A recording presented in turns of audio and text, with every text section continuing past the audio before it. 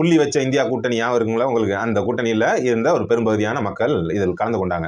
இந்த கூட்டத்தை வழி நடத்தியது யாரு, இந்த மீட்டிங் ஆர்கனைஸ் பண்ணது யாரு அப்படின்னா, இந்த பெருமையெல்லாம் நமது முதலமைச்சர் திரு மு க ஸ்டாலின் அவர்களே சாரும். சரி, இந்த மீட்டிங் நடக்குது அப்படின்னோடனே நம்ம பெரும்பாலும் ஆரம்பத்தில் என்னன்னே தெரியாம, சரி ஒருவேளை நம்ம தமிழ்நாட்டுக்கும் கர்நாடகாவுக்கும், தமிழ்நாட்டுக்கும் கேரளாவுக்கும் பல பிரச்சனைகள் போகுது. பெரும்பாலும் வரக்கூடிய பிரச்சனைகள் வந்து தண்ணியில வருது, கொட்டக்கூடிய குப்பையில வருது. இப்போ சமீபத்தில் நாயை கொண்டாந்து விட்டாங்க. மேகதாது அணை கட்டியே ஆகணும்னு கர்நாடகாவை சார்ந்த டி கே சிவகுமார் அவர்கள் ரொம்ப தீவிரமா இருக்காரு. சரி, நம்ம முதலமைச்சர் வந்து விழித்துக் கொண்டார். இனிமேல் தமிழகத்துக்கு எந்த பாதிப்பையும் வரவிட மாட்டார்.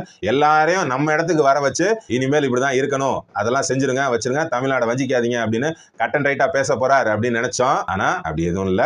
அப்புறம் எதுக்கு தாப்பா இந்த கூட்டம் நடந்தது? இதனால இமீடியட்டா தமிழ்நாட்டுக்கு ஏதாவது பெனிஃபிட் வரப்போதா, ஏதாவது ப்ராஜெக்ட்ஸ் வரப்போதா, ஏதாவது நிதி ஆதாரம் கூட போதா அப்படின்னா அதுவும் இல்ல. தோராயமா ஒரு 15 கோடி ரூபாய் மக்களுடைய வரி பணம் இந்த கூட்டத்திற்காக செலவழிக்கப்பட்டிருக்கலாம் அப்படின்னு தான் சொல்லப்படுது. என்ன